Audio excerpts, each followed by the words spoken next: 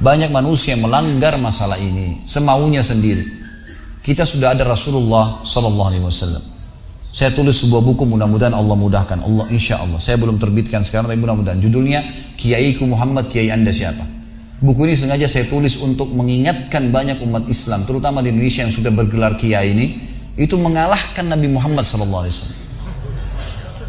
Kenapa saya bilang mengalahkan?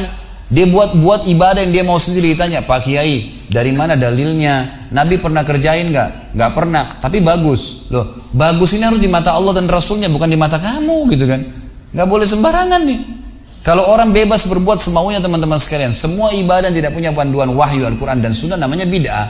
Bid'ah itu apa? Ibadah yang dibuat-buat gitu kan. Orang mau buat sendiri. Kalau Anda mau lakukan silakan, terserah. Tapi harus tahu, ada sabda Nabi SAW riwayat Imam Muslim yang berbunyi, Man ahdatha fi amrina hadha ma laysa minhu fahuwa raddun aw mardud. Siapa yang buat ibadah tidak kami contohkan, kata Nabi SAW, maka itu akan ditolak atau akan tertolak. Tidak ada gunanya buat dia, tidak ada manfaatnya sama sekali. Buang-buang waktu, buang-buang biaya dan seterusnya. Teman-teman sekalian, fokuslah pada ibadah yang sudah ada panduannya. Itu aja sudah banyak sekali. Coba saya kasih rasional. Subuh, besok subuh insya Allah ada sholat sunnatul fajr. Kalau orang biasa sebut qobliyah, subuh. Ini juga banyak orang salah paham, dianggap sunnatul fajr adalah sebelum azan subuh. Ini nggak benar.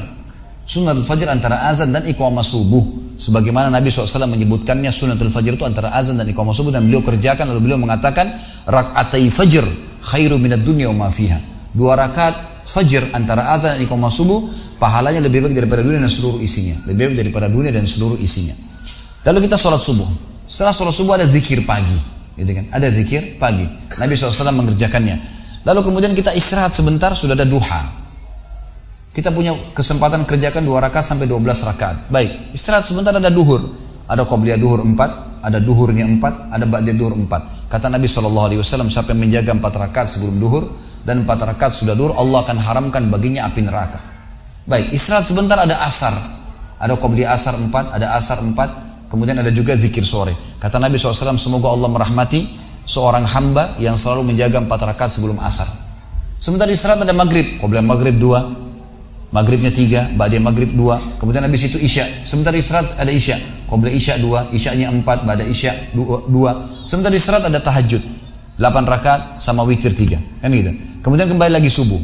Ini padat sekali teman-teman sekalian. Mana ada waktu karang-karang ibadah nih. Ini belum kita bicara majelis ilmu, belum bicara baca Quran, belum bicara jenguk silaturahim keluarga, jenguk orang sakit. Banyak ibadah yang ada perintahnya. Lalu kenapa mau buat ibadah yang tidak ada perintahnya, ini untuk apa? Gitu kan? Habisin waktunya untuk apa teman-teman sekalian? Karena Nabi SAW sudah bilang, bukan kata saya, siapa yang buat ibadah tidak kami contohkan tertolak, tidak diterima.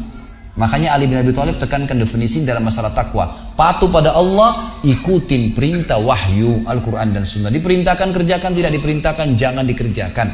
Sampai sebagian ulama mengatakan, siapa yang berani menambah ajaran Muhammad SAW, berarti dia menganggap dirinya lebih pintar daripada Nabi SAW. Oh, Nabi sebelum meninggal sudah menjelaskan kepada kita, tidak ada sesuatu yang kalian butuhkan untuk masuk ke dalam surga dan selamat dari api neraka kecuali sudah saya jelaskan, kata Nabi. Gak usah ditambah, gak usah dikurangin, kerjaan itu saja cukup, gitu kan? Jadi fokus di masalah ibadah sesuai dengan wahyu. Jangan pernah ragu teman-teman sekalian. Kalau ada ustadz atau ustadzah, kiai, habib, siapa saya depan anda lagi ceramah, kemudian dia mengatakan kerjakan ini, jangan ragu tanya, maaf, ada ayatnya, ada hadisnya, ada dalilnya nggak? Biar kami benar nih kerjainnya, gitu kan? Jangan dikarang-karang. Kalau perkataan saya, perkataan guru saya ini nggak diterima dalam Islam. Kata Imam Malik rahimahullah, semua perkataan bisa ditolak, diterima kecuali pemilik kuburan ini. Ditunjuk kuburan Nabi Muhammad SAW. Karena kita punya standarisasi hukum, Muslim Afrika, Muslim bule di Eropa dan Amerika, Muslim Jazirah Arab, Muslim di Asia Tenggara, Melayu, sama saja. Selama syahadat, hukum halal haramnya sama, ibadahnya sama. Wong kiblatnya satu, Ka'bah, Tuhannya satu, Allah, Nabinya satu, Muhammad SAW. Ya kan, kitabnya Al-Quran sama. Kenapa harus ada perselisihan? Banyak orang salah paham. Oh, ada hadis Nabi ikhtilaf ummati rahmah. Dari mana hadis ini teman-teman sekalian? Hadis maudhu ini, hadis palsu. Ikhtilaf umatku adalah rahmat. Dari mana rahmat? Kalau begitu berarti Nabi SAW suruh kita berselisih dong. Gitu kan? Padahal hadis Nabi jelas disuruh bersatu, gitu kan? Orang mukmin seperti orang sama mukmin seperti satu taman yang saling merapatkan diri satu sama yang lain. Seperti satu jasad, kalau satu luka semuanya badannya demam. Kan begitu. Bukan disuruh berselisih. Dan ini hadis sahih, ini malah hadis yang palsu. Bagaimana kita bisa pegang pada hadis ini? Maka belajar yang benar teman.